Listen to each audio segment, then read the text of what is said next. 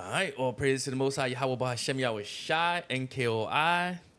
We in the building. Kwam Yasharala, Shabbat Shalom. All the people that might be watching or watch later on or whatever. Hope it catches you in a good place.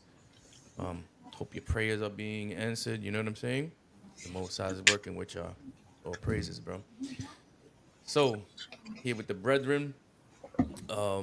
Today's lesson is gonna be, and it is a lesson. Last time it was a conversation. Today, this is a lesson. This is definitely a teaching class. It's called Romans 11, the olive tree. Right, so we're gonna break down Romans 11. This is a very even still to this day, right? This Romans 11 is a very controversial topic, should I say, right? A lot of misunderstandings and mishandlings when it comes to this this topic, right? So what we're gonna do is we're gonna go in and we're gonna explain it line upon line, right? Here a little, there a little, right? Just like the scriptures tell us to. So we're gonna go and we're gonna dissect this thing. We're gonna dissect it. We're gonna dissect it very good. Real quick, Yahweh Kanan, None.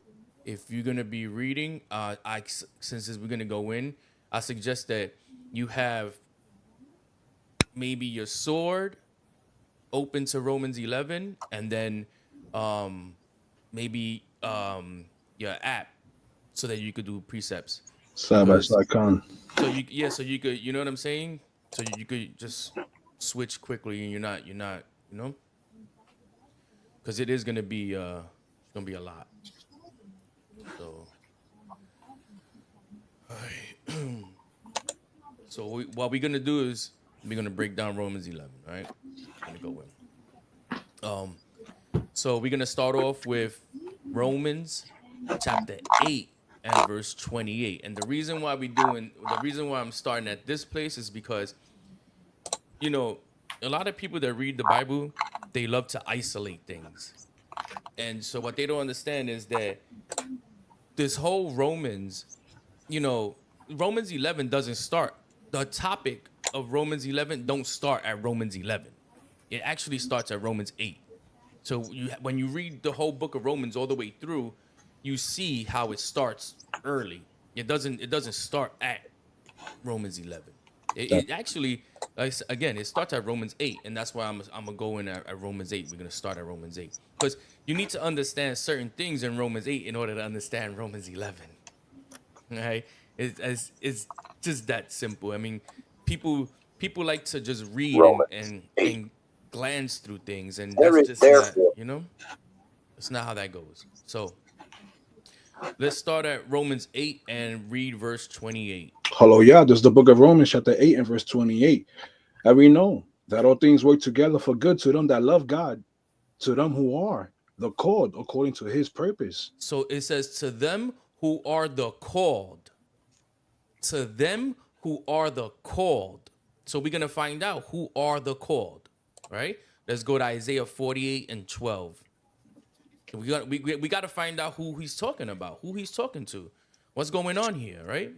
Because when we read Romans 11, just Romans 11 straight through, you're gonna think that it's talking about whoever you wanted to, you know what I'm saying? But that's not. He's talking to a particular people. So Isaiah 48 and 12 to That's see right. who the called. Hallelujah. This is the book of Isaiah, chapter 48 and verse 12. Hearken unto me, O Jacob and Israel, my called.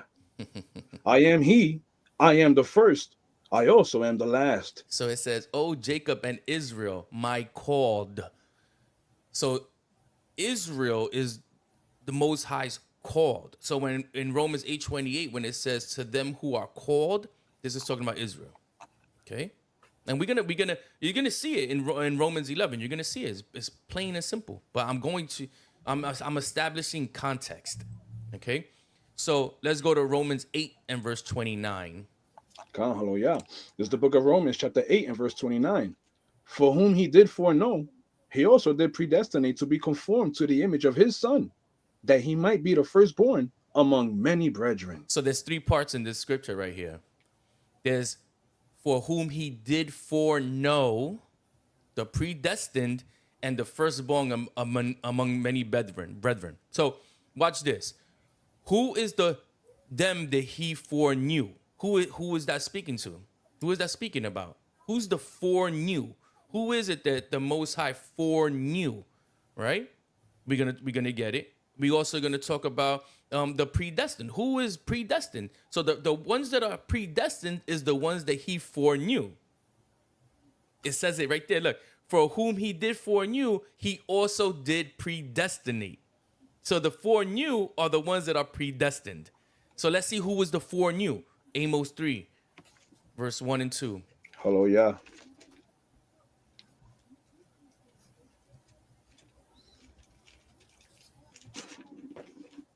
It's the book of Because Amos. we need to understand, again, context, right?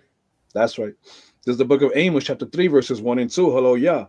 Hear this word that the Lord hath spoken against you, O children of Israel, against the whole family which I brought up from the land of Egypt, saying, you only have I known of all the families of the earth. Therefore, I will punish you for all your iniquities. So the Most High is telling Israel, you only have I known. So when you see it in Romans 8:28, when 29, when he says, for whom he did foreknow, that's who he's talking about. Israel, because only the Most High only knew Israel. And Amos 3 tells you right there that the Most High ain't messing with nobody else but Israel. Okay? So that's the foreknew. That's who he foreknew. Okay, cool. So now the firstborn born among many brethren. Let's go to Deuteronomy 18 and 18. Because this is prophesied of Christ early. Hallelujah. This is the book of Deuteronomy, chapter 18 and verse 18. I will raise them up a prophet from among their brethren, like unto thee, and will put my words in his mouth, and he shall speak unto them all that I shall command him. See that? So the one born among many brethren, that's Christ. And who's his brethren? The Israelites. That's right. So Romans 8:28 to 29, that's Israel, speaking clearly about Israel. But let's get more, right? Romans 8 and verse 30. This is the book of Romans, chapter 8 and verse 30. Hallelujah. Moreover, whom he did predestinate, them also he called. Israel. And whom he called, them also he justified.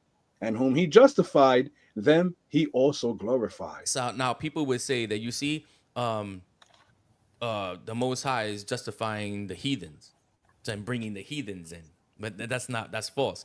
Let's read Isaiah 45 and verse 25. Hallelujah. This is the book of Isaiah, chapter 45, and verse 25. In the Lord shall all the seed of Israel be justified and shall glory. See that? All the seed of Israel shall be justified.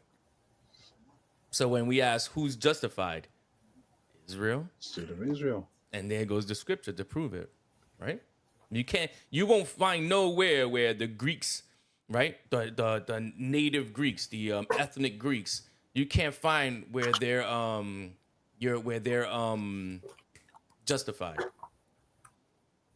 You can't find anywhere in the scriptures where it says natural born Greeks are justified. Mm-mm. This is just not that's not what it is. All right. So cool.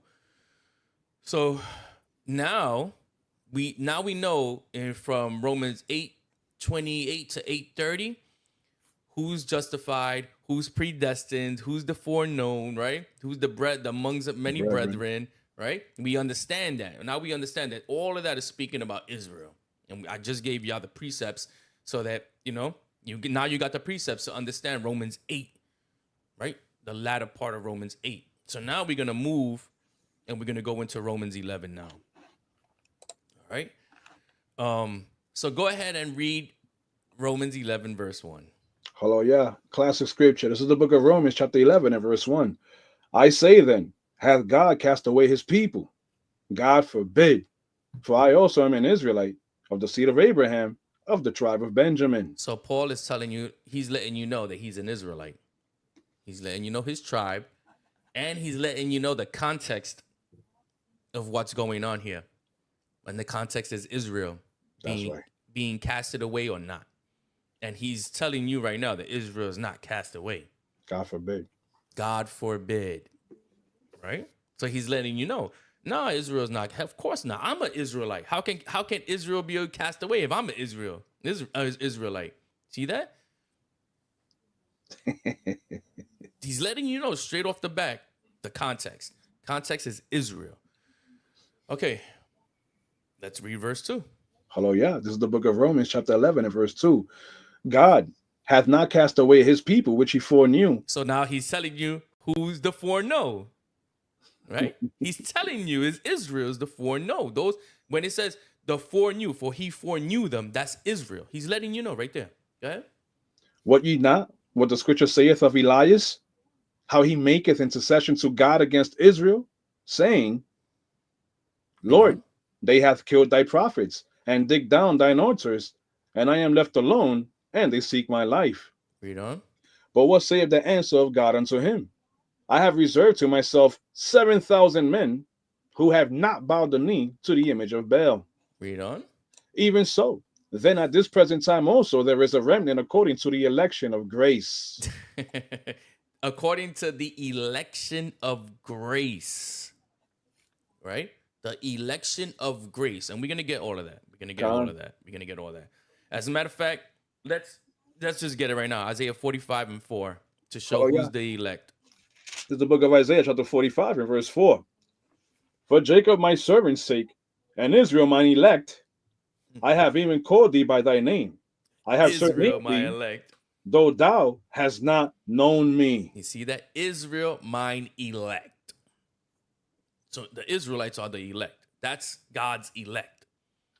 That's the election of grace. Because what's grace? Grace is a period to get right. Mm-hmm. Just like when you skip your light bill, the electric company, they give you a little time, right? They give you time for you to pay the bill. Hey, Officer Yashar, they'll put you on a payment plan if you can't get it right. Yeah, exactly. So, hold on, yeah. All right. So grace is a period time to get right. It's not a license to sin. It's a time to get right. And the only ones who need grace to get right are the ones who broke the law. And the law was only given to a certain amount of people, or a certain group of people. So they the only ones that get grace. You understand? You can't get grace off of my phone bill. You know what I'm saying? Like, I got my own phone bill. Yeah, exactly. So that's like heirs. That's like if let's say let's say my family was rich, right? And they left me a will. And in that will, I'm the heir to, I don't know, a Fortune 500 company or something, right? Somebody else can't just come and freaking be part of my Fortune 500 company that I inherited. What? Like, you can't just come and get my riches. And we're gonna go into that. We're gonna go into. No, it gets hot as you keep going. Yeah, exactly. Watch, this is gonna be crazy. Watch. So, all right. So we see who the elect is, right? Let's read Romans 11 and 6. Hallelujah. This is the book of Romans, chapter 11 and verse 6. And if by grace, then is it no more of works. Otherwise, grace is no more grace. But if it be of works, then is it no more grace. Otherwise, work is no more work. Read on. What then? Israel hath not obtained that which he seeketh for, but the election hath obtained it, and the rest were blinded. You see how he made a distinction? Israel and the election. He he's showing you that within Israel there's an elect. You see that? All right. Hallelujah. Right. Let's keep reading. Let's skip down to verse 11. Hallelujah. This is the book of Romans, chapter 11 and verse 11. I say then, have they stumbled that they should fall? God forbid. But rather, through their fall, salvation is come unto the Gentiles, for to provoke them to jealousy. Did anybody catch that? Read it again. This is the book of Romans, chapter 11 and verse 11. Hello, Yah. I say then, have they stumbled that they should fall? God forbid, but rather through their fall salvation is come unto the Gentiles. Did anybody catch that? Khan. What am I getting at? This is, well, as we read on, we're going to see about the grafting in and all of that. So we had to fall in order to receive that. You understand what I'm saying? Like, But look, But it's look. saying that the Gentiles is the Israelites, right? Nah. Look. I'll read it, right? And I'm gonna Bring it read. out. I'm gonna read it, but I'm gonna read it slow. Look.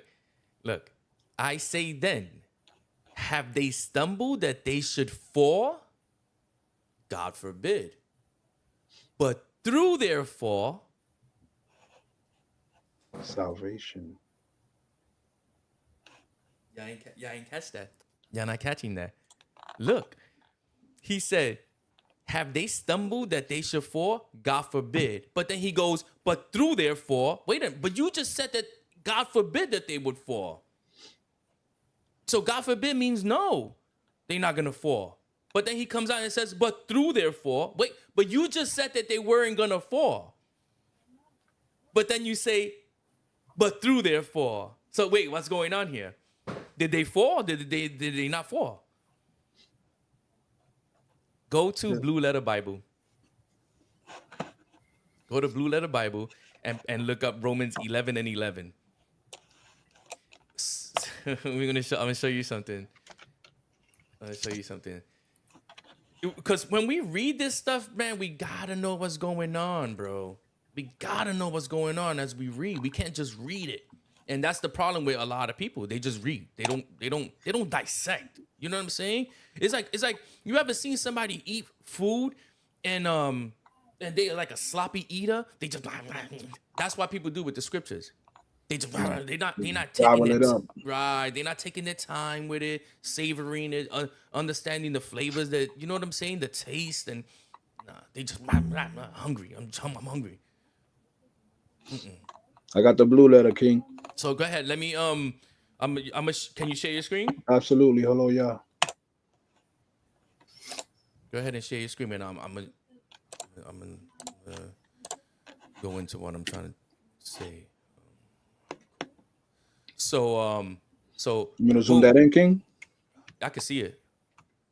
So go to the first 4. When it says but through their thing they fall. They should fall right All here. right, so what's the word? G40. 4098, Khan.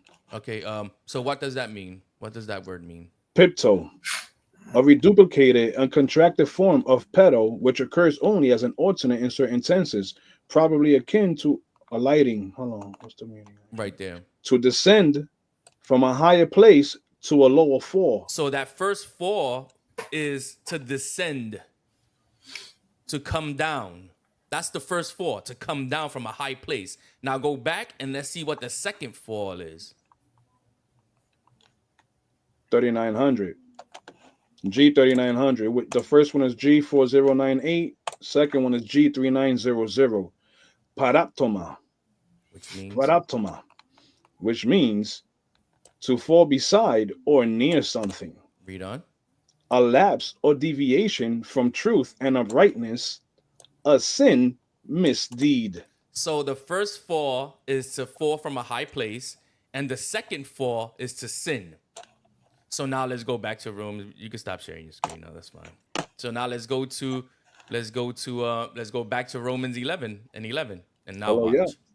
This is the book of Romans, chapter 11 and verse 11.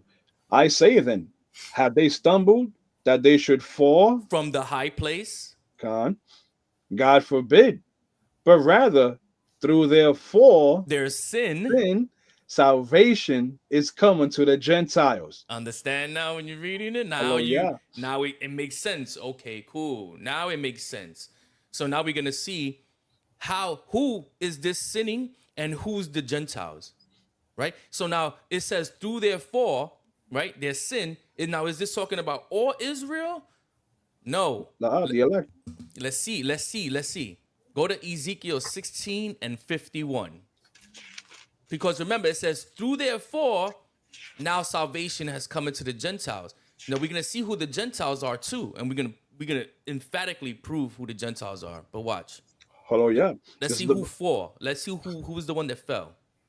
this is the book of Ezekiel, chapter 16 and verse 51. Neither have Samaria committed half of thy sins, So Samaria is the northern kingdom of Israel that been sinned and been fell off. Go ahead. but thou hast multiplied thine abominations more than they, and hast justified thy sisters in all thine abominations which thou hast done. So this is talking to Judah. This is talking about the southern kingdom. It's saying, Judah, you sinned more than your sister and your sister's northern kingdom. So it's saying you sinned more than your sister. But because you sinned, guess who got justified? Northern Northern kingdom. kingdom, Gentiles. Gentiles. The Gentiles. And the Gentiles is northern kingdom. Because Ezekiel 16:51 right here proves what Paul is saying in Romans 11 and 11. Hallelujah. But Pete gained the rest of that verse, King, for to Read on. provoke them to jealousy. All right. And who's and that was prophesied back in Deuteronomy. We're gonna get that too. You know what I'm saying? Hallelujah. That was prophesied way back in Deuteronomy. So we understand who Roman 11 and 11 is talking about. It's talking about northern kingdom, southern kingdom. Southern kingdom fell, and because southern kingdom fell, they justified the sins of northern kingdom. So now northern kingdom could come back in. That's right. That's the whole grafting in story right there. But we're gonna, as we go, we're gonna nail it in and show. Watch, bro. This is real simple. So, boom.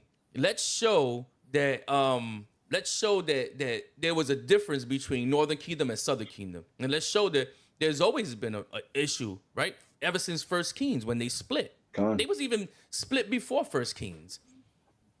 Before King David, there was a split in the kingdom. But then King David came and everybody got together. And then when King David died and Solomon died, everything split again. You understand what I'm saying?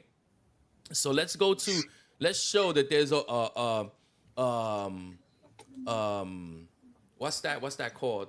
Like there's like let's just go. John 4 and 9. Hallelujah. We're gonna show you who the Samaritans are and how they don't mess with southern kingdom. How there's a divide. It's a classic script too, a classic account right here. Hallelujah. Mm-hmm. This is the book of John, chapter 4 and verse 9. Hallelujah. Then saith the woman of Samaria unto him, how is it that thou, being a Jew, askest drink of me, which am a woman of Samaria? For the Jews have no dealings with the Samaritans. You see, so there's a divide between northern kingdom, southern kingdom. The Jews are southern kingdom, and Samaritans, Ephraim and them, that's all northern kingdom. So there's a divide. There was always a divide, right? Let's go to verse 12, just to show that the Samaritan is Israel. Hallelujah. This is the book of John, chapter 4 and verse 12. And art thou greater than our father Jacob, which gave us the well and drank thereof himself and his children and his cattle? So this is showing that the Samaritan woman, she's an Israelite, because she's saying our father Jacob. That's right, the inhabitants. Right. And also, if you really, we're gonna get it, you could get it right now. Go get Isaiah 7 and 9, just to show that Samaria is Ephraim. That's northern kingdom. Just to show it. We here, might as well. Come on. This is the book of Isaiah, chapter 7 and verse 9. Hallelujah. And the head of Ephraim is Samaria. There you go. And the head of Samaria is Remaliah's son. If you would not believe, surely you should not be established. So Samaria is northern kingdom of Israel. Right? That's the capital of Ephraim, Samaria. Yeah. Simple stuff, bro. So, all right, cool. So now we show that there's a divide. We understand that through the fall of Judah, northern kingdom could come back in, because northern kingdom was they were done away with. The Most High did not want nothing to do with them, and we're gonna show you. But let's get Romans 11 verse 12. But yo, I want to get it out the GNT.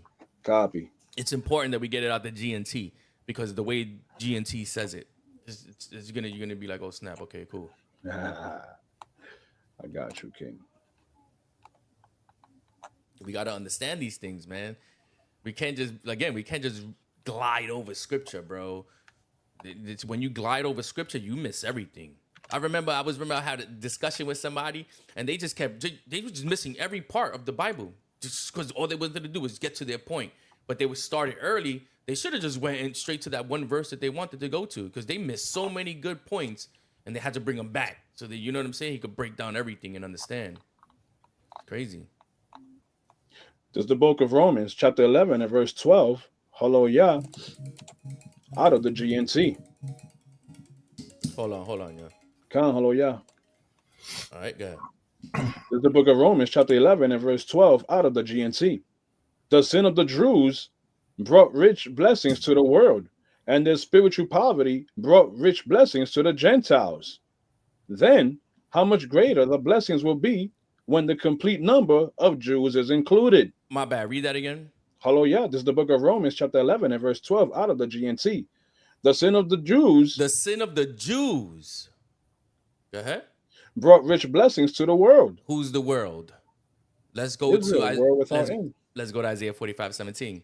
Hallelujah. Because remember, the Jews is not all Israel. The Jews is just southern kingdom of Israel. The Jews only make up 3 tribes out of all 12 tribes.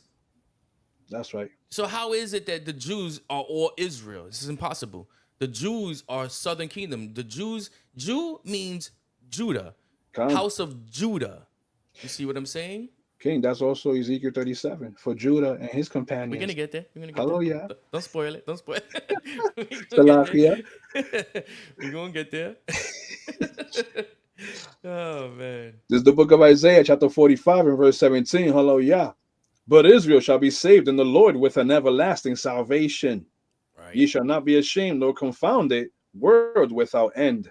World without end.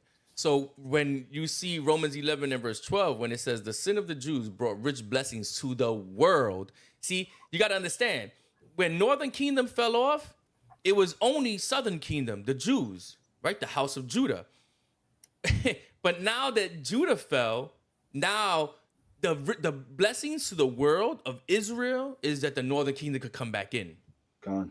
That's the blessing to the world, which is Israel. And we could show you that in the Greek. We can show you that in the Greek, that the world. So for example, in John 3:16, that everybody twisters. It says the world, right? But the word, we understand that the world in John 3:16 is not talking about the whole entire earth.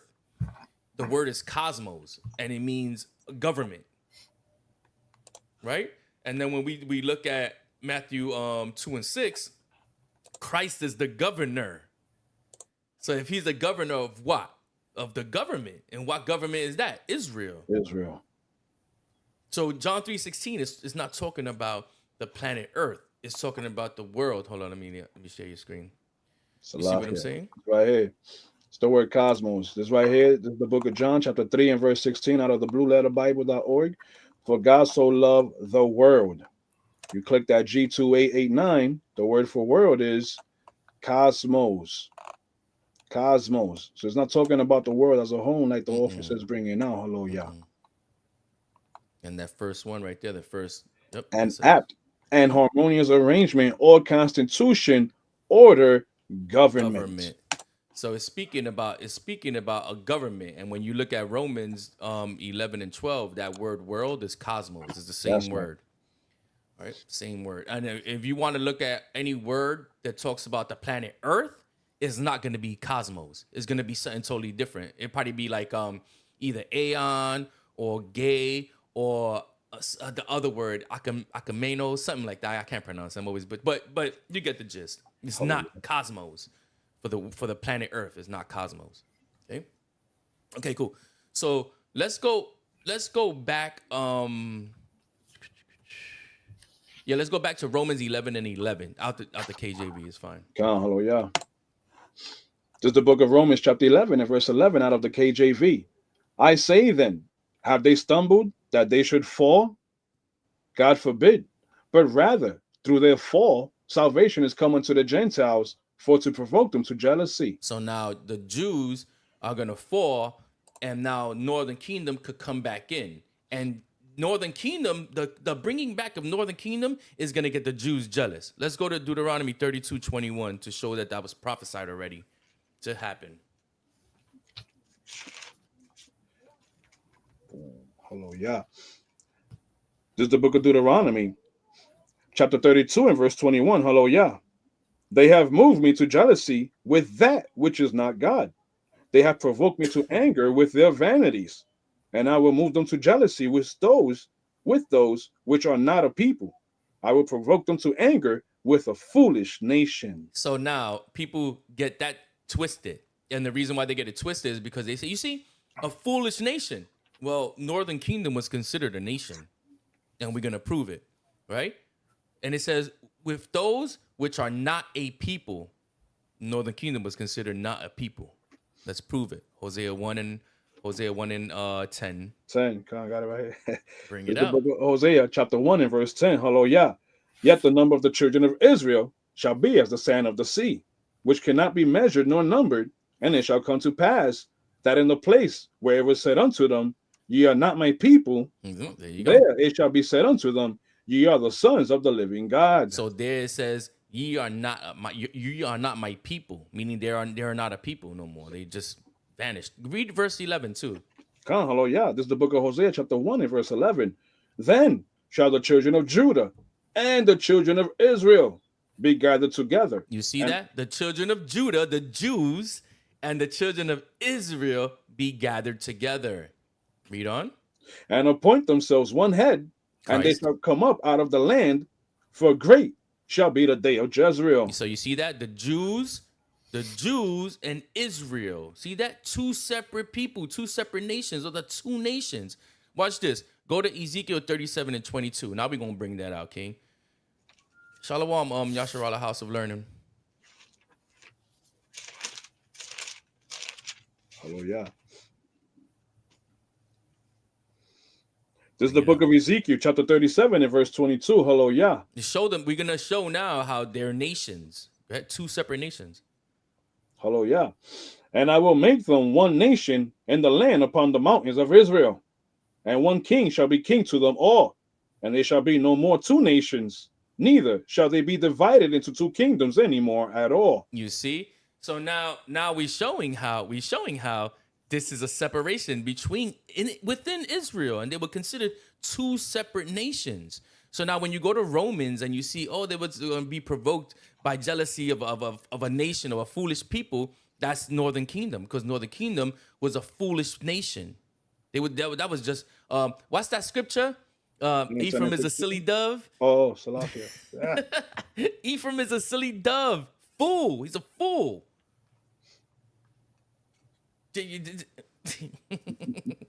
Look, let's show how Northern Kingdom was going to be nations. Multiple, not just one nation, nations. Genesis. Go to Genesis 48 and 17. Hallelujah, the classic. This is the book of Genesis, chapter 48. Hallelujah. And verse 17.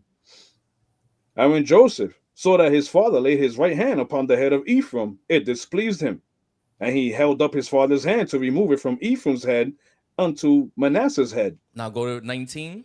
Verse 19. Hallelujah. And his father refused and said, I know it, my son. I know it. He also shall become a people, and he also shall be great.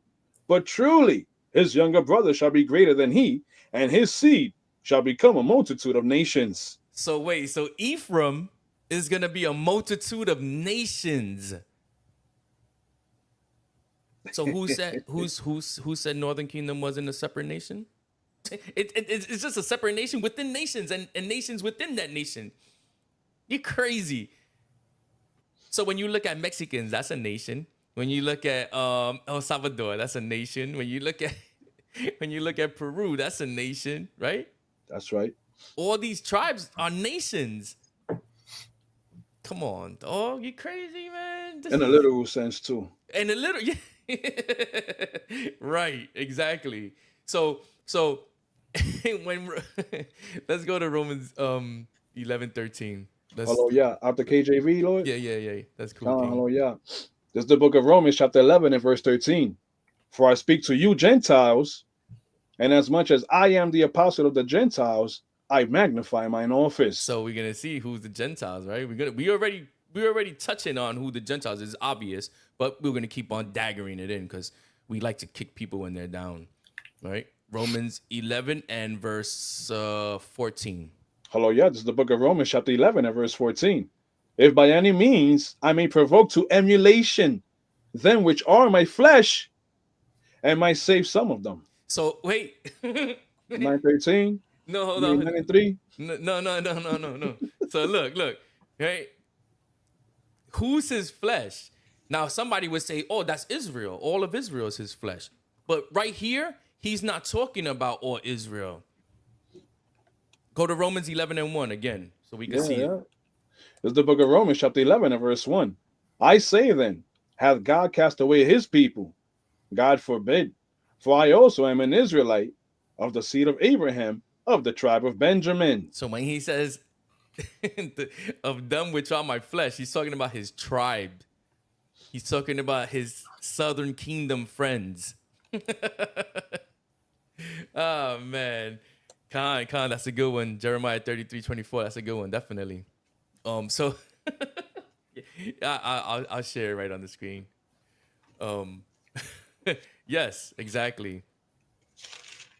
So yeah, so so we understand that he's talking about his tribesmen, his you know what I'm saying? His people, his southern kingdom. Right? Let's go back to Romans 11 and let's read 15. Hallelujah. This is the book of Romans, chapter 11, and verse 15. For if the casting away of them be the reconciliation of the world, cosmos, right? What shall receiving of them be? But life from the dead. So the reconciling of the world. What reconciling means? It means to bring back, to join again. So remember Amos 3. God only knew the children of Israel. He didn't deal with anybody else.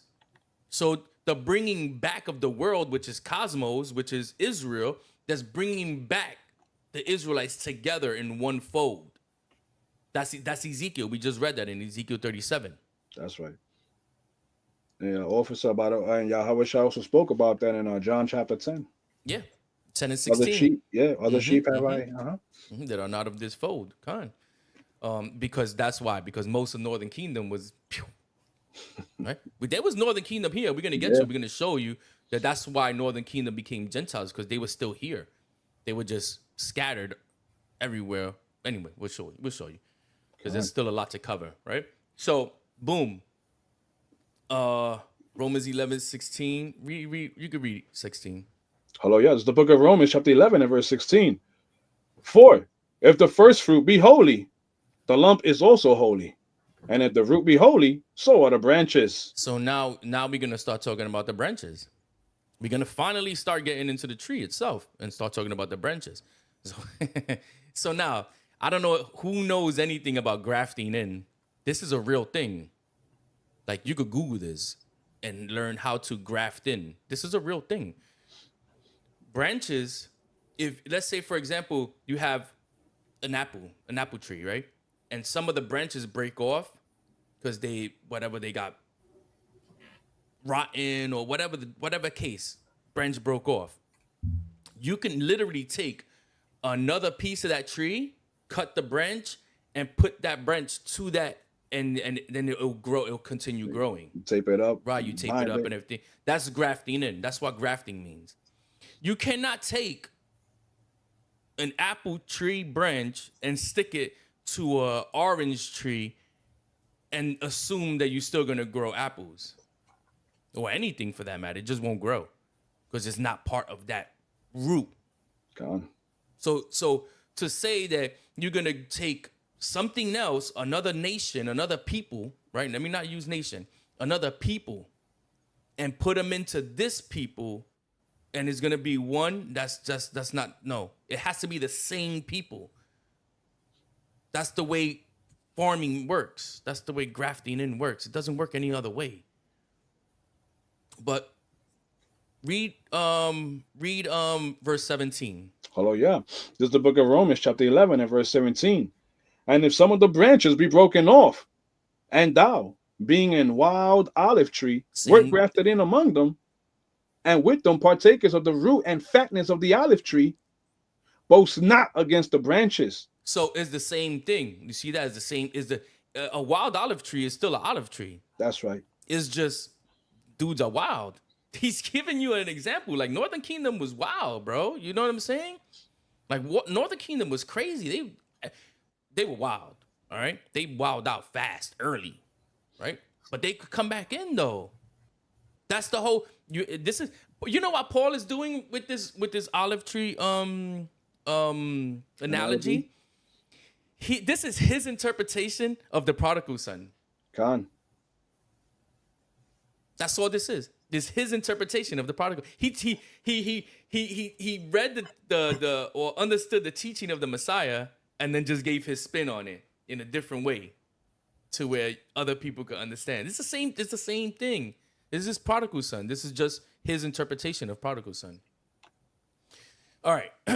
So it says, and if some of the branches be broken off, being a wild olive tree, grafted back in. We're grafted back in. So look, let's get Jeremiah 11 and verse 13. This is the book of Jeremiah, chapter 11 and verse 13. Hallelujah.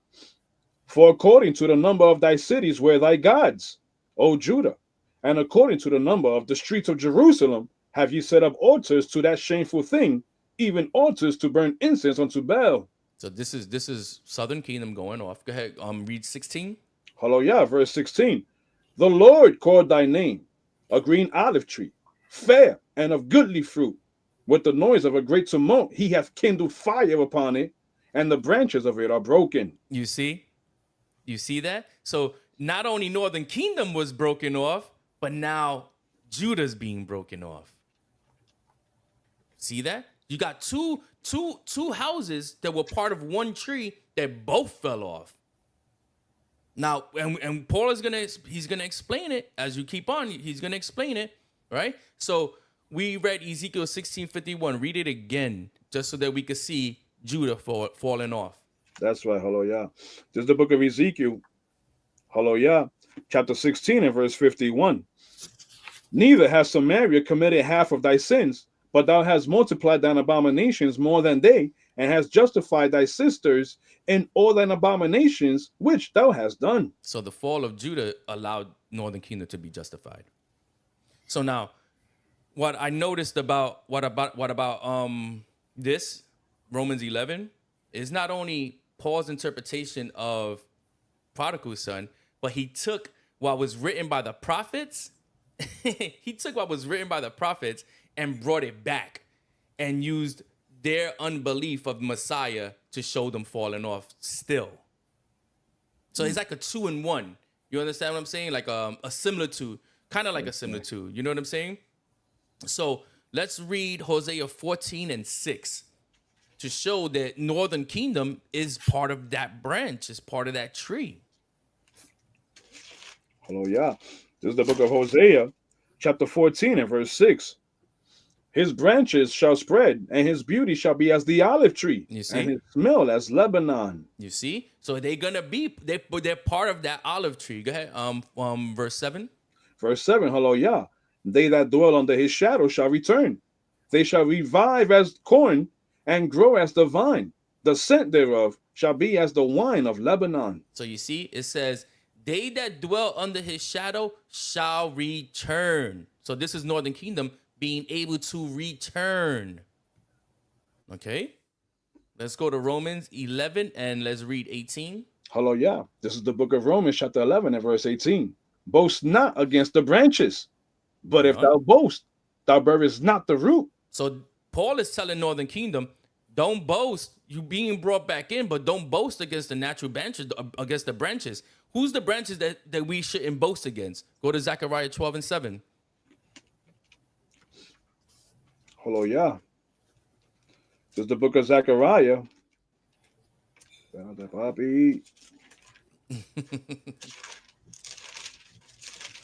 Chapter 12. And verse 7.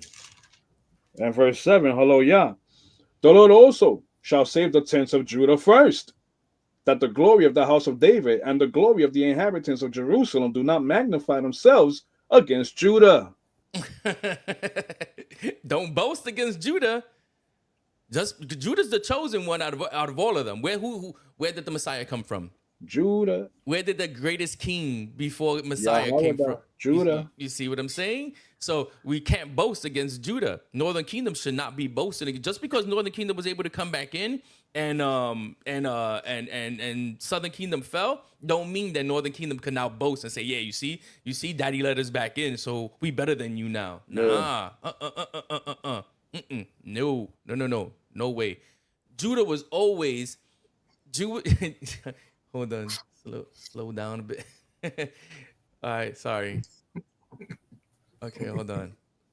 So, Salachia. so Judah was always number one. Judah was always. We could go to I think it's First Chronicles, where it says the scepter shall not depart from Judah. Oh, that's yeah. He shall be the lawgiver, right?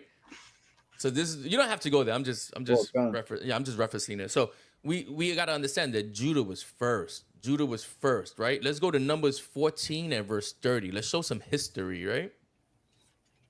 This is the book of Numbers, chapter 14 and verse 30. Hallelujah. Doubtless ye shall not come into the land concerning which I swear to make you dwell therein, save Caleb, the son of Jephunneh, and Joshua, the son of Nun. So you see, Caleb is an Israelite. He's a Judite. If you look at Jephunneh, that's an Israelite. He's from the tribe of Judah. So Judah was chosen from the beginning, bro. Even though Joshua was there with him, but you see how it's Judah and Ephraim, right? That's right. All praises, bro. All praises. So, but we focusing on Judah. Judah was always there from the beginning, chosen, always, bro, always. I mean, look at the kingship. Kingship comes from Judah. So that's why Northern Kingdom should not be boasting against Judah. Now, right? Let's show that.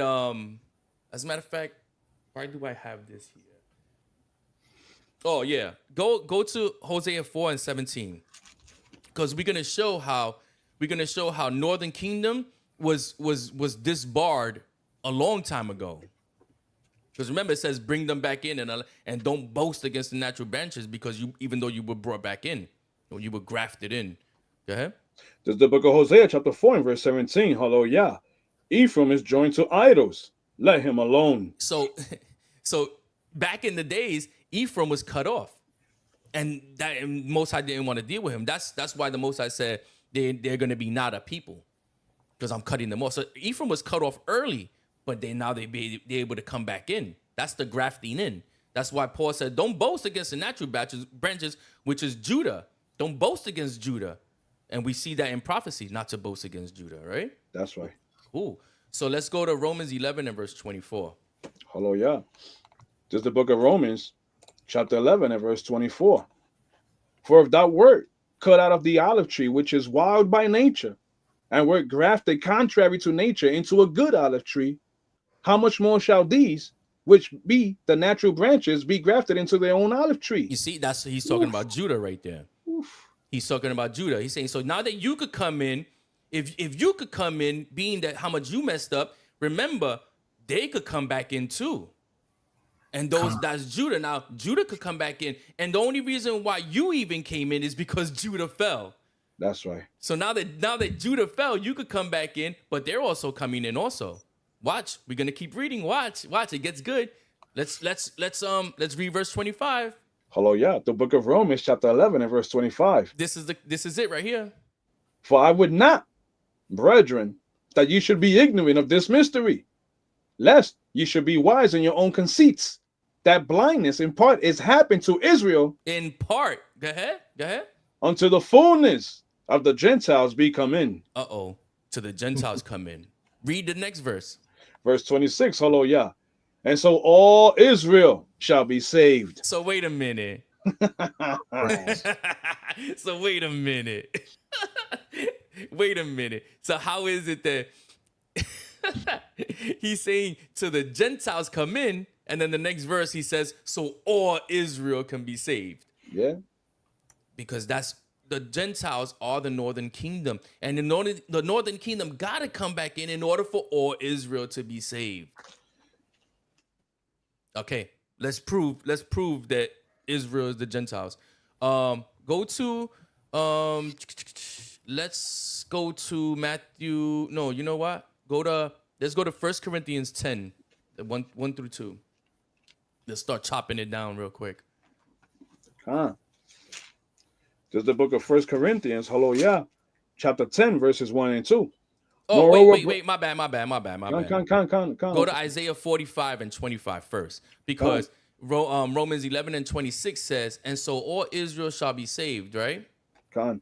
And it says, so now, hold on. Yeah, so all Israel shall be saved. That is written, there shall come out of Zion the deliverer, and shall turn away ungodliness from Jacob. So read 45 and 25, Isaiah 45, 25. Hallelujah. This is the book of Isaiah, chapter 45 and verse 25. And the Lord shall all the seed of Israel be justified and shall glory. You see that? So all the seed of Israel is going to be justified. And that's what Paul is saying right here. By northern kingdom coming back in and being able to be grafted back in, all the seed of Israel shall be justified. That they're going to be saved. So now let's go to 1 Corinthians 10 to show who the Gentiles are. Hallelujah. This is the book of 1 Corinthians, chapter 10 and verses 1 and 2. Hallelujah. Moreover, brethren, I would not that ye should be ignorant how that all our fathers were under the cloud and all passed through the sea. So now he's talking about supposedly he's talking to these people in Corinth, and he's telling them that their fathers, their ancestors passed through the sea. Watch, go ahead. And were all baptized unto Moses in the cloud and in the sea. So these people, their fathers, their ancestors, it couldn't be Greeks. He's talking to Israelites in Corinth, because tell you what, there was no Greeks at the time of freaking Moses. That's right. The Greeks didn't come till later. They weren't made, you know what I'm saying? They weren't a nation or whatever until later. And even if you look, if you want to say the mixed multitude that came out of Egypt were destroyed. Those were the ones that went a-whoring. The Bible, in the book of Numbers, it says they went a-whoring and lusting for meat. So what did the Most High do? The Most High gave them quail till it came out their nostrils and then killed them all. So the mixed multitude was done. The mixed multitude was an example of how not to be. That's why the Most High allowed them to come out of Egypt with the children of Israel, so he could kill them. That's right. And show Israel something. That's right. Right, and show Israel an example. You want to be like the other nations? Okay, let's see what happens to the other nations. So we see the people in Corinth who are called Gentiles; those are actually Israelites. All right, let's show how. Get 1 Corinthians 12 and 2. Hallelujah. This is the book of 1 Corinthians, chapter 12 and verse 2. Hallelujah. Ye know that ye were Gentiles, carried away unto these dumb idols, even as ye were led. So now, what the problem is people tend to take the word Gentile and say, "Oh, that just." So if you ask somebody, what does Gentile mean? You know what they're gonna tell you? Someone who's not a Jew. You need to go study. Not only do you need to go study, you need to shut up. Honestly, this is not a conversation for you if that's your answer. Someone who's not that doesn't even say that in the definition of Gentile.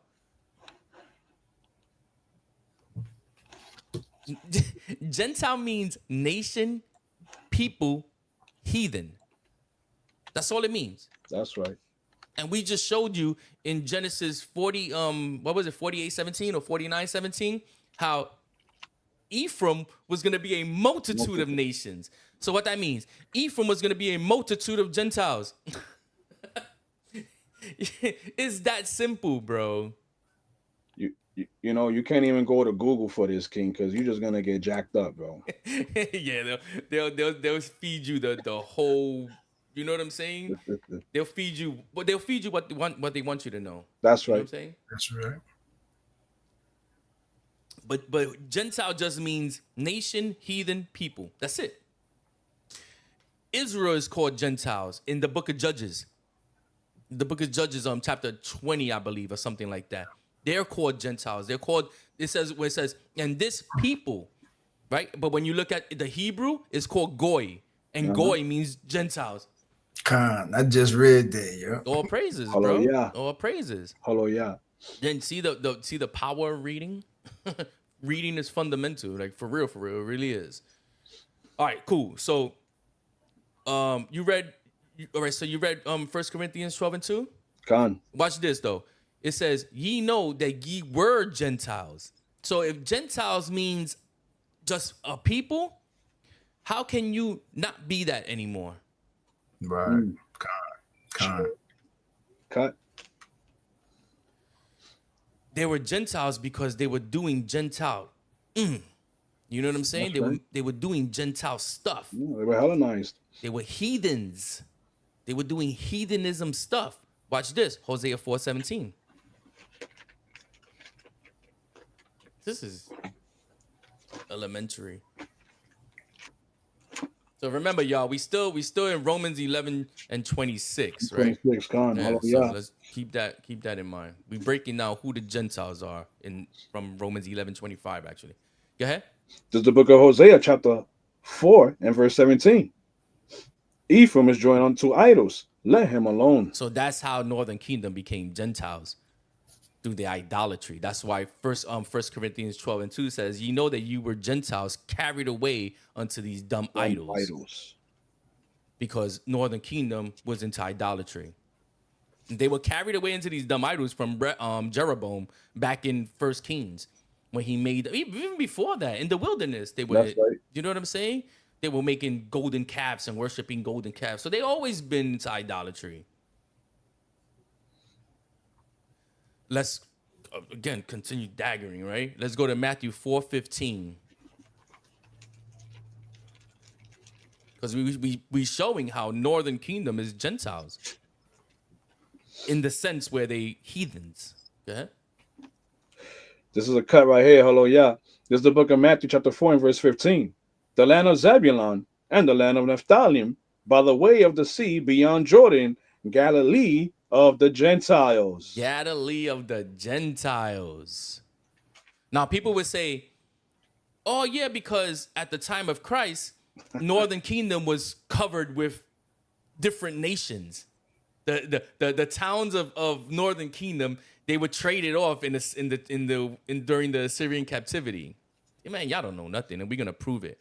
Watch this. Let's show that Northern Kingdom is just that was the hood. That was wicked. Let's go to John 1 and 46. Northern Kingdom area was the hood, bro. They were just wicked. Samaria, bro. Like I remember we went to go teach one time, and we was in the Northern Kingdom hood area, and I was like, I looked around, bro, and the first thing I said was, this is Samaria. It was just hood, bro. All Hispanic stuff, just tore down. It was crazy. But watch, read that. Read 146. This is the book of John, chapter 1 and verse 46. Hallelujah. And Nathanael said unto him, can there any good thing come out of Nazareth? Philip saith unto him, come and see. Right. He's talking about Christ. Christ is going to come out of Nazareth. But that's the hood, bro. That's Galilee. Galilee is the hood. That's Northern Kingdom area. Okay. Hallelujah. So now people might say, well, that was the hood because, or that was all tore down because that was all natural born Gentiles or other nations was there. Well, let's show that Israel was there. Let's go to 2 Chronicles 30 and 1. Now, if you guys don't know timeline, I was going over this with my son. You got to look into Bible timeline, right? Bible timeline. The Assyrian captivity happened in around 720, 715 BC, right? What we're about to read happened after the Assyrian captivity. It happened like what we're about to read happened like 6 years after the Assyrian captivity. Go ahead and read that. This is the book of 2 Chronicles, chapter 30 and verse 1. Hallelujah. And Hezekiah sent to all Israel and Judah and wrote letters also to Ephraim and Manasseh that they should come to the house of the Lord at Jerusalem to keep the Passover unto the Lord God of Israel. You see that? So Hezekiah wrote letters to Ephraim and Manasseh after the Assyrian captivity. So what that means? Estaban ahí. They were still there. They were still there. The whole multitude of Ephraim and Manasseh didn't go. They were still there. A lot did get put in captivity, definitely. We know that. That's a fact. But it wasn't all of them. They were still remnant. That's how come when you read John 4, let's go to John 4. Go read John 4 again. That's why when you read John 4, you see the Samaritan woman. That's an Israelite. She's from Ephraim. We're gonna bring it out. Hello, yeah. This is the book of John, chapter 4, and what you want, King? Verse 9? Verse 9. Verse 9, hello, yeah. Then saith the woman of Samaria unto him, how is it that thou, being a Jew, askest drink of me, which am a woman of Samaria? For the Jews have no dealings with the Samaritans. Right. Shalom, So read verse 12 now. Shalom, Shalom. You say verse 29, Lord? Verse 12, King. Verse 12, Khan, hello, yeah. The book of John, chapter 4, and verse 12. Art thou greater than our father Jacob, which gave us the well and drank thereof himself, and his children and his cattle? So you see, she's letting you know she's an Israelite. She's from Samaria. She's from Ephraim. She's most likely from the tribe of Ephraim. Khan. Okay, so there was northern kingdom people there at the time of Christ. So when it says, when we go back to Matthew chapter 4 and verse 15, that it says the Zebulun and Naphtali, by the Sea of Galilee, the Galilee of the Gentiles or whatever, I'm butchering it, but it says, I'll read it. It says, the land of Zebulun and the land of Naphtali, by the way of the sea beyond Jordan, Galilee of the Gentiles. Right? So that's showing you that northern kingdom was there, but they were considered Gentiles because they were wicked. All right. Also, too, you notice how in John chapter 4, verse 9, where he says he talks about, he's telling her neither you or anybody would worship at this mountain. So they were committing idolatry at that mountain. This is why I'm just bringing that out just to show that they were committing idolatry at this time, even at this time, right? Yeah. Let's go to Luke. Let's go to Luke 2:36 to show some more northern kingdom. This is the book of Luke, chapter 2, and verse 36. Hello, yeah. And there was one, Anna, a prophetess, the daughter of Phanuel of the tribe of Asher.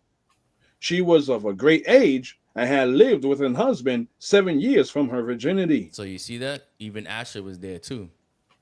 So Mm, you hello, got yeah. Ephraim, Manasseh, Asher. God knows how many other people from other tribes was there, right? But we see them there. We see them there. All right. So now let's show. So remember, we still at Romans 11, 25 and 26. Con. Right? We still there. So let's again, now we show who the Gentiles are, which is northern kingdom. But now let's show everybody being justified, right? Because there's a scripture that a lot of I'm gonna just say unlearned people go to try to say that outside of Israel people are being justified. There's nowhere in the scriptures you're gonna find that. Nowhere. The only ones that are justified are Israel, and I'll show you. Let's go back to Isaiah 45:25 again.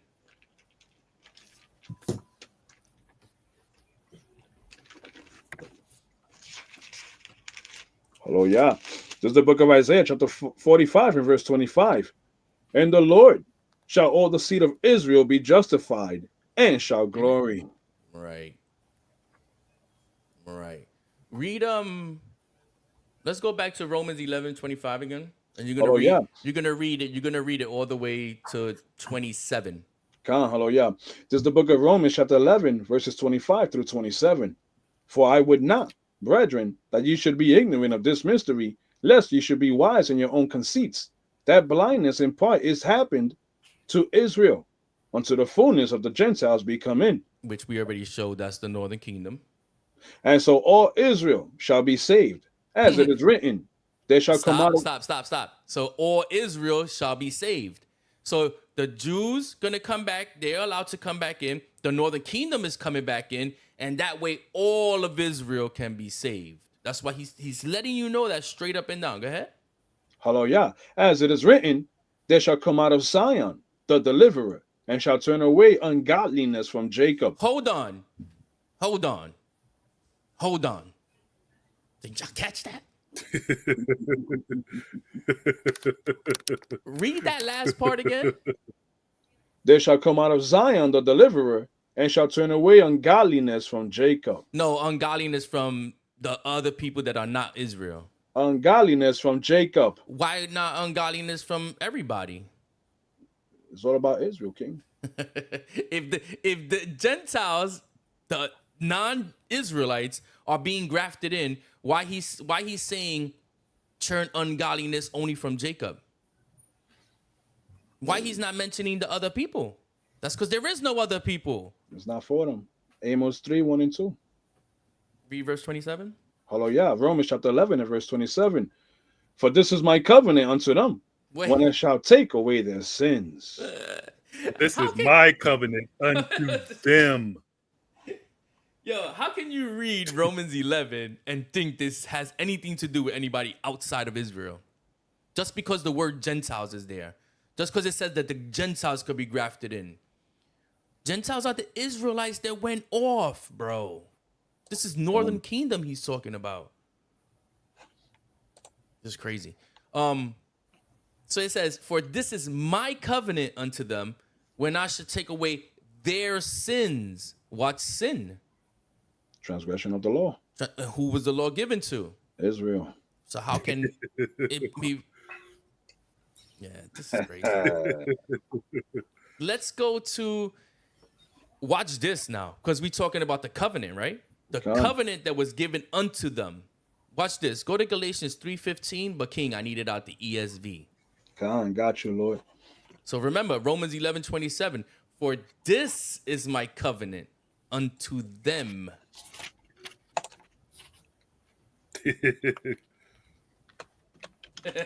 He must have went there real fast. Yeah.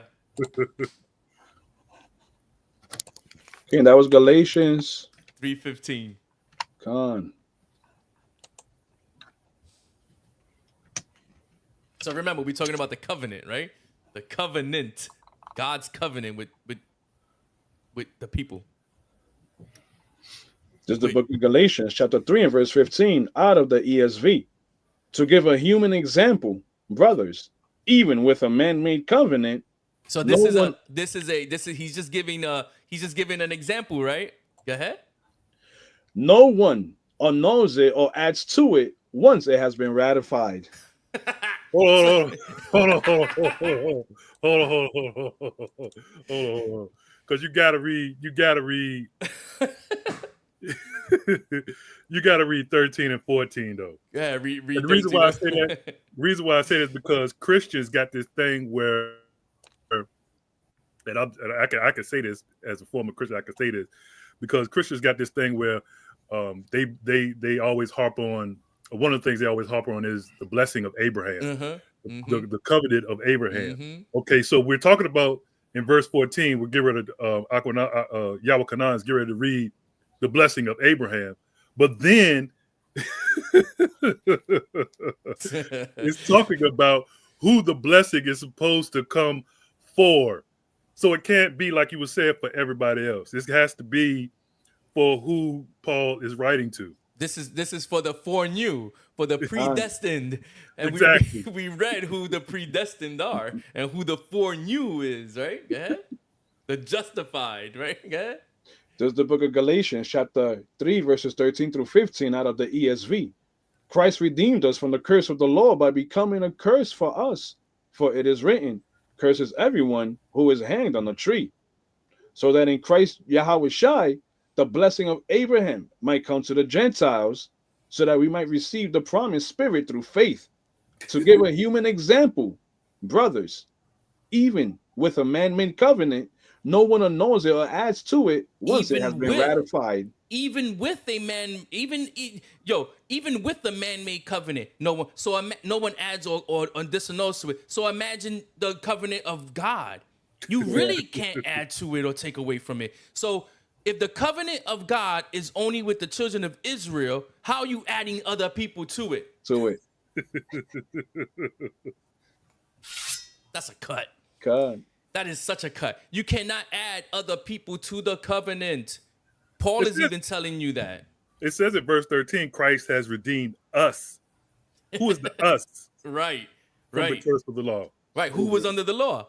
Israel. So it can't be Exactly. anybody else. Plus, if you, as a matter of fact, since we in Galatians, just go to Galatians 3:23 real quick. In the same ESV?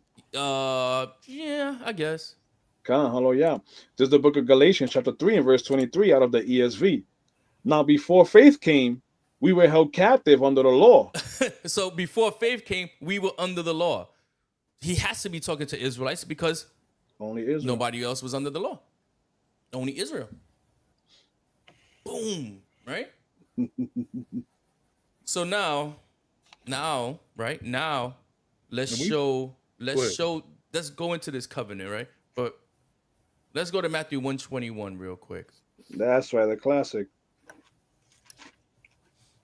When he said kept under the law, he's talking about under the penalty The of penalty the law, of the law. not being kept under it, like like you know what I mean. It has its foot on your neck or something. That's like why that. that's why the ESV sounded a little crazy, being captive under the law. I know, but go ahead. This is the book of Matthew, chapter 1, and verse 21. Hallelujah. And she shall bring forth a son, and thou shalt call his name Yahweh Shai, for he shall save his people from their sins. And we know who his people is. Go to That's Matthew right. 2:6 real quick, just to There's show who his people. Because somebody might say, yeah, his people is anybody who believes in him. That love people. Your people are crazy, kid. Like people are crazy, bro. They'll really make things up out of thin air. Yeah, that's what it is right there. You see? Go ahead. This is the book of Matthew, chapter 2, and verse 6. And thou, Bethlehem, and the land of Judah, are not the least among the princes of Judah, for out of thee shall come a governor that shall rule my people, Israel. So now we see who his people is, Israel. So again, we're talking about the covenant, right? Christ, before Christ was even born, the angel said what his mission was. And his mission was to save his people from their sins, right? Go to Hebrews 8:12 real quick. Because remember, we're talking about covenant, right? That's Covenant. This is the book of Hebrews, hallelujah, chapter 8 and verse 12. For I will be merciful to their unrighteousness, and their sins and their iniquities will I remember no more. So he's not going to remember the sins no more. That's part of the covenant. And that's Romans 11:27 right there. Exactly. God. Read Romans 11 and 27. This is the book of Romans, chapter 11 and verse 27. For this is my covenant unto them, when I shall take away their sins. You see that? So this is the whole Romans 11, bro. The whole olive tree thing. This is all Israel, bro. The whole thing is Israel. There's no way around it. You know, so now the only way around that is by reading Romans 11 straight through and just forgetting who the Gentiles are, putting that the Gentiles are the other people, and then that they're the non-Jews, and that's the only way you could. But when you dissect it and when you eat the scroll and you taste it, that's right. You understand what's in it. You understand what it's made of, what it's saying to you. But when most of these people, the only thing they do is read right through it, and they not only do they read right through it, but they read through it with Christianity in their mind, the interpretation from Christianity in their mind. Yeah. You understand? Because once they already know about, oh yeah, they're grafting in Gentiles, people, other people, and right away when they read it, yeah, you see the people, the other people, that's them, without understanding what Paul is even talking about and how Paul uses freaking analogies and man. You see, this is why, like the scripture says, King, we gotta be like newborn babes again, King. Forgetting everything we knew, everything we thought we knew, and learning everything all over again. Hallelujah. Then you see how important it is, right? To read line upon line, Precept right? upon precept here, right? Precept upon precept. You take one of these verses and you get the precept for it. Because Right. it you could glide over 2 or 3 verses, but if you glide over the whole book without pulling one precept, something is wrong. Come on. You're not reading right. Because when I read it, I see precepts just pop, bang, bang, bang, bang, bang. Oh, this is what he's talking about. That's what he's talking about. That's what he's talking about. You know what I'm saying? And you just keep getting precepts and precepts and precepts because you know what's going on. Somebody who don't know what's going on, it's going to be hard for them to get precepts because they don't know the story. They don't know the backstory, the history. They don't know anything. All they know is New Testament, and they think that everything from the Old Testament don't matter. But they don't understand prophecy. They don't understand history. That's right. So let's get Jeremiah 31 and 31. Classic. We actually almost done. It actually flew by this. I thought this was going to take super long. What happens is that time flies when you're having fun, Lord. For real. For real. This is the book of Jeremiah, chapter 31, and verse 31. Hallelujah. Behold, the days come, saith the Lord, that I will make a new covenant with the house of Israel and with the house of Judah. So the covenant is between the house of Israel and the house of Judah, right?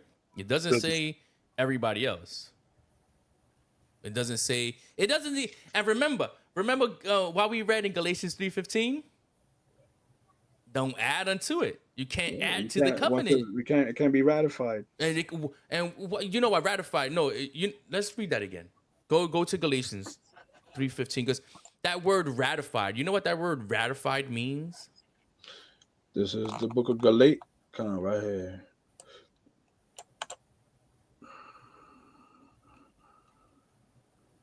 While he's getting that, you can see also the Hebrews that we just came from. Paul is quoting what Yahweh Kanan just read. Mm-hmm. So Jeremiah 31 and 31, Paul says the same thing in Hebrews 8. I believe it's 8 and verse 8. 10. Yeah. Starts at 8. Same thing. So you can see who he's talking to in Hebrews. Mm-hmm. New Testament. and if you notice, even in the New Testament, there wasn't none added to that. Con. Because you can't add to the covenant. Con. That's crazy. All right. The definition for ratify is sign or give formal consent to a treaty, contract, or agreement, making it officially valid. Right? So the contract, the covenant was ratified. It has been once it's ratified, you can't add to it. So when was it officially valid? When Christ died. Once you're out, con. So once Christ died, that's it. The covenant is sealed. You can't add to it. And this is Paul saying this. So how can Paul be telling other people outside of Israel that they could come in? It's not. He will be a hypocrite if he said that. That's their interpretation of it, Lord. Exactly. He would straight up and down be a hypocrite because he's saying this here that nobody could add to the covenant, so nobody could come in. It's already sealed. Once Christ died, it's sealed. And Christ never said that he's here for anybody else other than the house of Israel. That's right. And when somebody want to say, "Oh, the Great Commission," Acts 2 and 5. Con. Acts 2 and 5. Israel there was Israelites in every nation. Under the earth. That's why there was a Great Commission. Because they had to wake up everybody, every Israelite that was scattered abroad. James 1 and 1, 1 Peter 1 and 1. You know what I'm saying? Like, come on, bro. The disciples are telling you their mission. Go wake up the people that are scattered, our Israelite brothers that are scattered. Con. Let's get Jeremiah 31 and 34 real quick. Con. Hallelujah. Just the book of Jeremiah, chapter 31 and verse 34. Hallelujah. And they shall teach no more every man his neighbor and every man his brother, saying, Know the Lord, for they shall all know me, from the least of them unto the greatest of them, saith the Lord. For I will forgive their iniquity, and I will remember their sin no more. Romans 11:27. Remember the sins no more. That's the covenant. That's the covenant that he's talking about in Romans 11. And that's for Israel only. So now we see that the whole grafting in and everything, that's all Israel. Let's get Romans 11 and 30. Hallelujah. This is the book of Romans, chapter 11 and verse 30. For as ye in times past have not believed God, yet have now obtained mercy through their unbelief. So, read it again. For as ye in times past have not believed God, yet have now obtained mercy through their unbelief. So when he says, for as ye in times past have not believed God, he's talking to the northern kingdom because they didn't believe. They didn't believe. If they believed, they would. You think they're gonna believe and worship a calf? Calf. Right. Yeah. How you believe in God but you worshiping a calf? Right. That just shows your unbelief, right? Then it says, yet have now obtained mercy through their belief. Who's the there? Judah. Judah's unbelief of the Messiah. This is what it's talking about. So he's saying, Northern Kingdom, now because Judah's unbelief, now you have grace and you have mercy. Yeah. It's Romans 11:11. Like, The next verse too, yeah, verse 31. yeah, read it. Read 31. Hallelujah. This is the book of Romans, chapter 11 and verse 31. Even so have these also now not believed, that through your mercy they also may obtain mercy. Now that's Judah. That's Judah being able to come back in too. It's bringing everybody together, And bringing everybody back together as one. Let's go to Ezekiel 2 and 3 for a second. Hallelujah. This is the book of Ezekiel, chapter 2 and verse 3. And he said unto me, Son of man, I send thee to the children of Israel, to a rebellious nation that hath rebelled against me. They and their fathers have transgressed against me, even unto this very day. You see that? So this is talking about Northern Kingdom being such a rebellious people. But now because Judah, Ezekiel 16 and 51, now Northern Kingdom could come back in. That's the olive tree. That's the wild branch coming back in. Go to Jeremiah 31 and 20. This is the book of Jeremiah, hallelujah, chapter 31 and verse 20. Is Ephraim my dear son? Is he a pleasant child? For since I spake against him, I do earnestly remember him still. Therefore my bowels are troubled for him. I will surely have mercy upon him, saith the Lord. There goes the mercy. Hallelujah. That's the mercy that's being spoken about in Romans 11. Where now you could come back in. This is all, Paul is talking all about Northern Kingdom, Southern Kingdom. Both of them fell. Both of them were broken off of the olive tree. But because Judah fell, now Northern Kingdom could come back in. And because Northern Kingdom could come back in, of course, Judah could come back in. That's right. Prodigal child. That's exactly what I said earlier. I said this is Paul's interpretation of the prodigal son. Prodigal son. Yeah. This is Paul's Romans 11. The olive tree is Paul's interpretation of prodigal son. The only thing he's just bringing back the history, you know what I'm saying, about the olive tree, so that you know the Spirit bear witness. So this is it's important to understand, bro. Like we can't. So as Israelites, we can't let people read our book and breeze by it without breaking it down. When they read, they have to break it down. You can't just read my book and don't think that I'm not gonna ask you to break it down. verse line by line, right? Line upon line. I want you to break it down line upon line, and let's see who makes more sense. Khan, he only gave the oracles to us anyway. Right. That's First, right. First Peter 4:11, right? Exactly. Romans 3. Romans 3. So but this is the point that I'm saying though. When people read the book, they tend to just make up their own thing out of it, or take a old ass doctrine and think that that's valid today. They think that that Christian doctrine stands with people who actually know the book, who the book was given to. Our spirit understands the book. You see that? That's right. Because it's our book. But again, it's hard. It's hard to explain this to some people who are stuck in their ways, because there's a lot of Israelites too that, you know what I'm saying? They just stuck.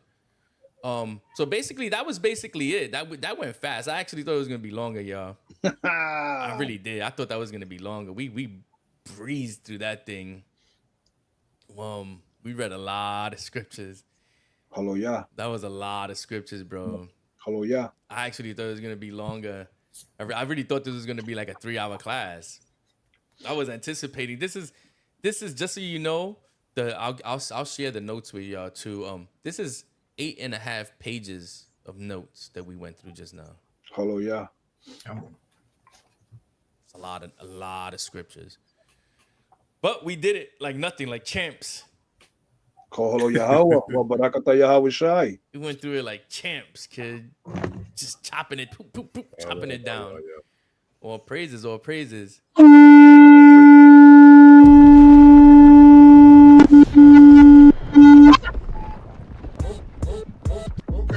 That's right.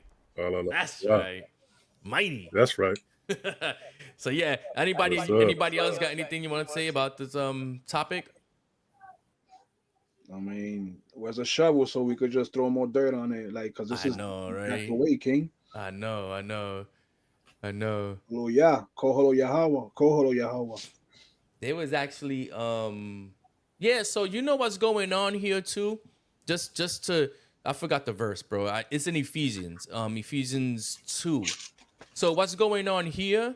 This is how you know that in Ephesus, this is, as a matter of fact, I was telling my son Enoch, I was telling him, yo, bro, look at Acts. In the book of Acts, Paul is going to Ephesus. And when he's going to Ephesus, who he's talking to in Ephesus? God. He went to the synagogues in Ephesus. So that lets you know who was in Ephesus. It was the Jews that was in Ephesus that he was talking to. It was the Israelites, bro. But in Ephesians 2, it talks about the middle partition. Christ breaking down that middle partition. Forgot what verse it is. I think it's verse 10.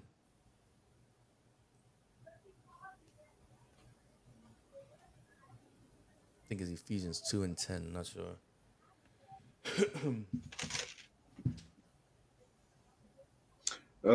2 and 14, Salachia. Okay, Khan. Can you read it? Absolutely. Hallelujah. There's the book of Ephesians, chapter 2 and verse 14. For he is our peace, who hath made both one, and hath broken down the middle wall of partition between us. So he made both one. Who's the both? Northern and southern. Who's the both? Who's the both? Who's the both, right? Northern kingdom, southern kingdom. But if you leave it to an unlearned person, they would say, oh, that's the... It doesn't even make sense when you say it back to yourself. Neither Yeah, it doesn't even make sense when you say it back to yourself as a Christian. Because if he made both one. Who's both? They can't say that's everybody, because how is that both? So let's go to Ezekiel 37. That's And a class. yeah, 22. Well, 16, as a matter of fact. Yeah, I was gonna say you want the stick. Yeah. Actually, Let's get the whole, you know what I'm saying? Hallelujah. This is the classic, the book of Ezekiel, chapter 37, verse 16 onward. This is that breaking that middle partition and making them both one. That's right. Verse 6, Ezekiel chapter 37 and verse 16. There you go. Hallelujah. Moreover, thou son of man, take thee one stick and write upon it for Judah and for the children of Israel, his companions.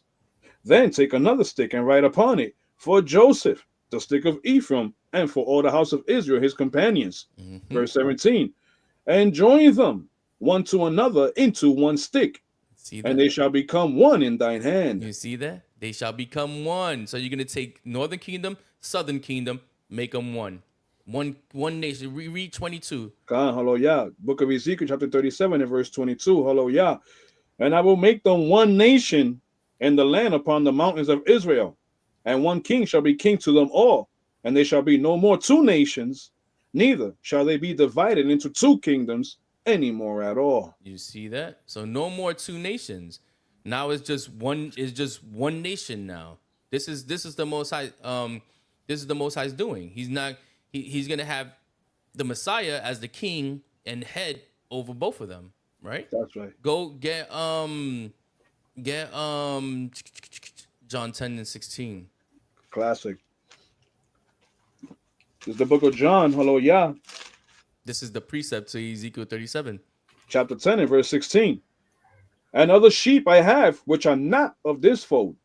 Them also I must bring, and they shall hear my voice, and they shall be one fold and one shepherd. You see that? One fold, one nation, one shepherd, one One king. king. Hallelujah.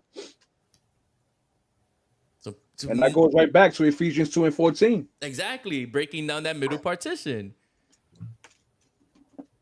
Hallelujah. So when a unlearned person says, "Oh, that middle partition to make them both one," is talking about the other nations, that makes no sense. It makes no sense. I'm gonna take one nation and a multitude of nations and make all 25 of them one. You see what I'm saying, right? You can't say I'm gonna make both of them one, because if you're talking about all the other nations, then that's how many nations are there? Con. I was looking at I was looking at I was looking at verse 15 because a lot of Christians use verse 15 too, and they butcher it. They misunderstand it because it's talking about a lot of them say, well, when he went to the cross, he nailed the law, statutes, and commands to the cross with his flesh. But that verse is not talking about him nailing the cross or nailing the law, statutes, and commands to the cross. It's talking about him overcoming his flesh and not being under the like we've said before, not being under the penalty of the commandments contained in ordinances. When you look at Paul's main arguments was circumcision.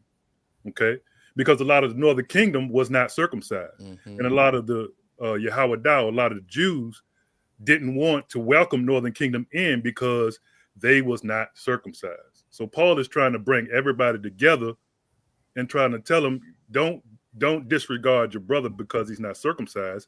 Bring him in, teach him, so that by him learning, he can be circumcised. Yeah, we see that in Acts. So I mean, Yeah, that's the same thing with Cornelius. Con. When Peter says the Jews have no, you know what I'm saying? I'm not supposed to speak to another nation. That's Northern Kingdom. I'm not supposed to speak to another nation. So Cornelius is a Northern Kingdom. I proved that in my old video, Cornelius. But that's that middle partition that he's breaking down between Northern Kingdom, Southern Kingdom. We saw that in with the Samaritan women. When the Samaritan woman in Christ, she tells Christ, "Yo, why you doing with me? You have no dealings with me. You're a Jew. I'm a Samaritan. You got no dealings with me." That's because there was always that tension between Northern Kingdom, Southern Kingdom. Con. But that middle partition, Christ is breaking down. So yes. So he's breaking down that middle partition. So when you go to Acts, right? We brought up about Acts Con. with about the circumcision. when you go to Acts, right?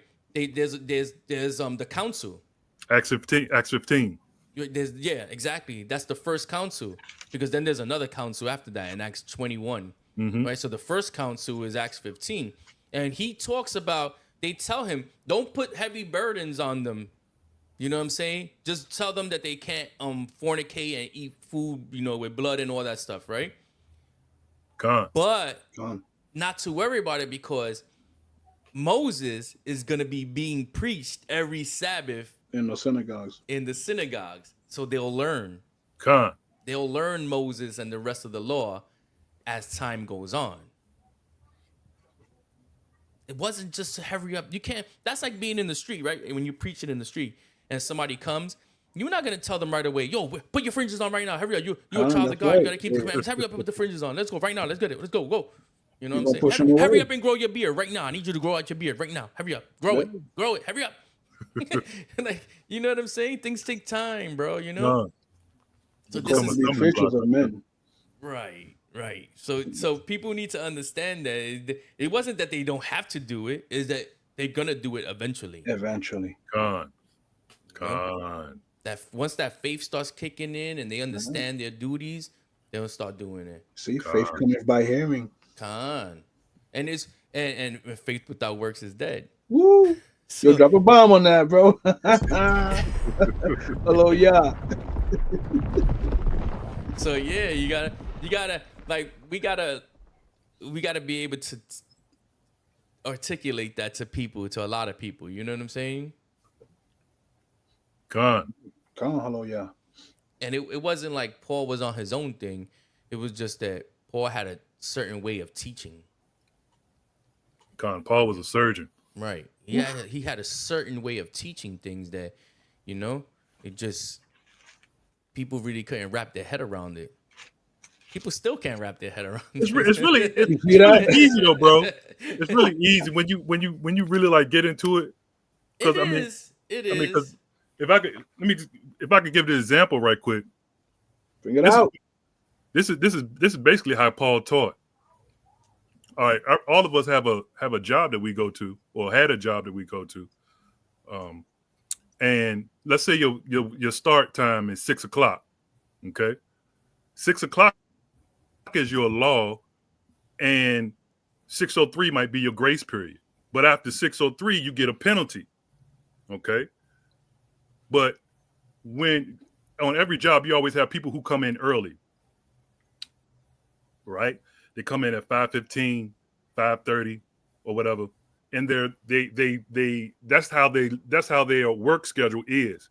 Okay, that's how Paul was teaching. He was telling people to live in that 5:15, 5:30 a.m. type of realm, so that you won't have to face the penalty of coming in after 6 o'clock, which is law. It doesn't negate the law, but it's just that if you come in earlier, 5:15, 5:30, you won't have to worry about that 6 o'clock law anyway.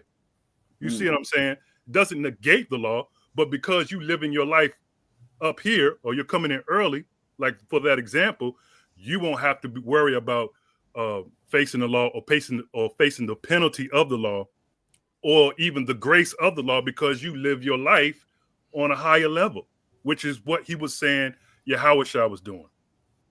That's why Yahushua was living his life on an upper level, which we are now capable of doing. And because we supposed to live our lives like that, we don't have to face the penalty of the law. Doesn't mean the law doesn't exist, because it does. Okay, but we live our lives above the law, or not. I don't want to say above the law, but we live our lives to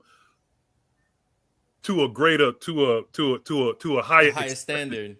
Exactly.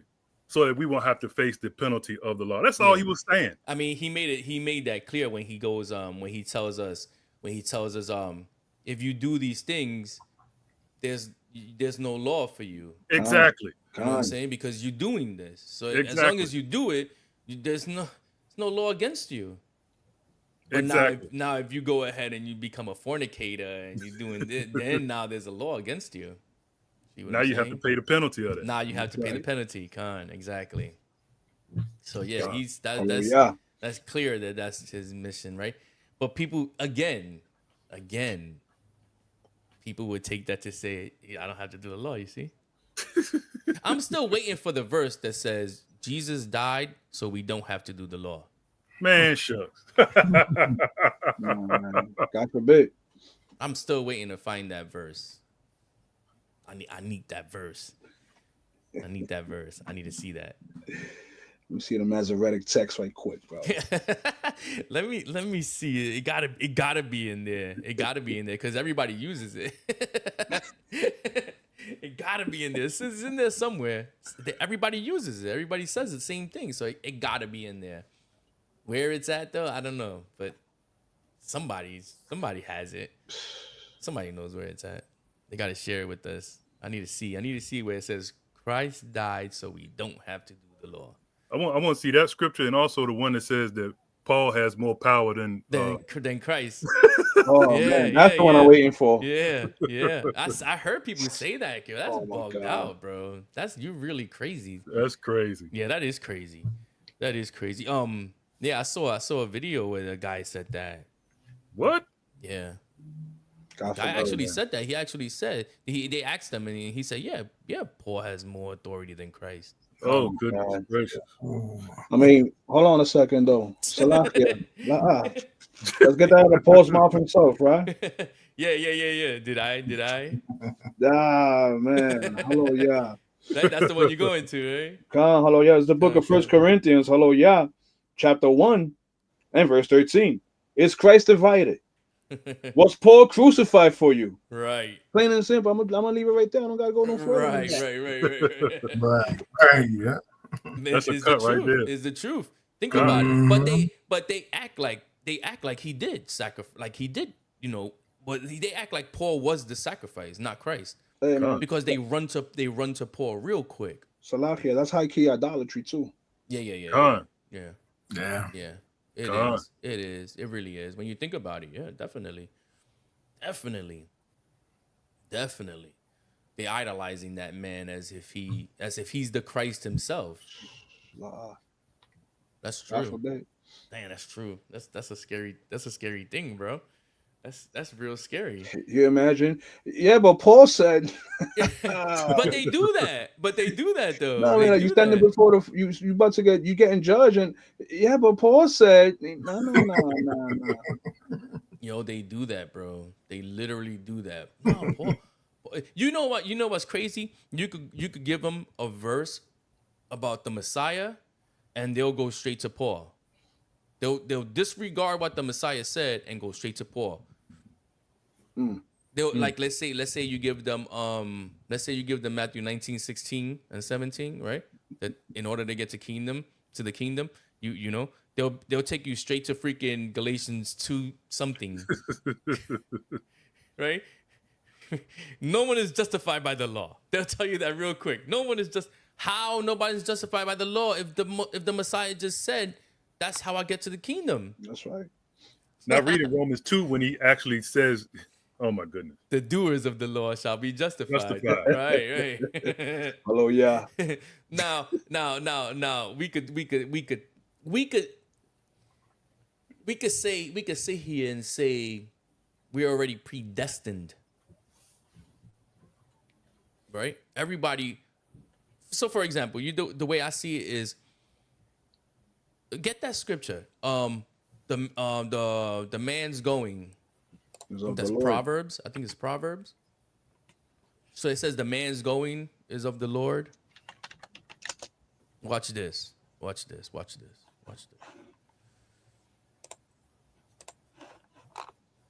Because this is a good point right here. This is a good cut.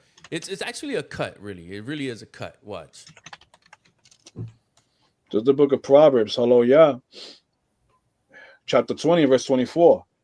Man's goings are of the Lord. How can a man then understand his own way? So a man's going is of the Lord, right?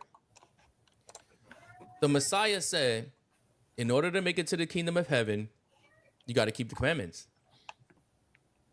We sitting here keeping the commandments. The way of a man's going is of the Lord. That means we're predestined to walk this walk that we're walking, That's right. Salakia, to what's get up, to the Spit? kingdom. That's evident. You can't say that what we're doing is not of the Lord. But the Messiah said that this is how you make it to the kingdom.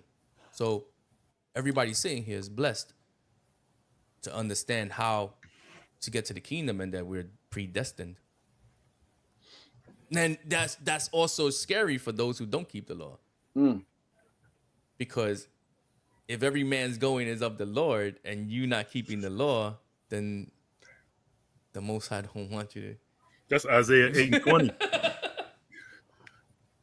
Yo, yeah, to the testimony, right? To the testimony in the law, Yep. right? So what you teaching if you're not Yeah, I know. or what you following if you're not following the If covenant? you're not, laws, yeah, exactly. What are you doing? Like, yeah, that is weird, bro. Says That's in like, Revelations too. I mean, that's weird. That's like when people say, I told y'all this before. When you tell somebody, oh, so you don't keep the law, and they be like, no, Christ did the law for me. That's crazy. So Christ, so Christ honors your parents. You don't have to honor your parents because Christ honors your parents. Wow. Wow. you can go out here and kill people too, and have no recourse, no recompense. I mean, no recompense. No recompense, yeah. No, nothing. You just get away with it and do what you want. But anyway, I'm gonna say that was a good one. Hallelujah. All praise to the Most High Yahweh Bahashem Yahushai. Pray for each other. Repent. Please repent. You know, pray for each other. Love each other, y'all. And keep them laws, man. He said, yeah. Imagine that. Hallelujah. Imagine that, bro. Never when will you happen. when you get pulled over, right? When you get pulled over, I'm not under the law. What are you stopping me for? I'm not under the law. I'm not under the law. You can't stop me. So you hold the laws of man Yeah. more than you uphold the laws of the most holy and wise. Yeah. Mm. That's exactly what they do. But yeah, man. Thank y'all for watching. Thank y'all for coming in. Hit that like button on your way out, please. So they could get, you know what I'm saying? This thing could circulate and go around, That's wake right. people up. Con, But until next week, hey, ASAP, you doing the class next week? con, I'm yeah. gonna post it up and put the thumbnail and all that stuff. Con. So, success journey, yeah, man. So we're gonna sign off. ASAP is gonna do next week's class. All praises for that. I get to take a little break. So all praise to the Most High Yahweh Hashem Yahushai. Thank y'all for watching. Please hit that like button, share if possible. And let's get this work, y'all. con. All right. Shalom. Shalom, Yeshua. Hallelujah.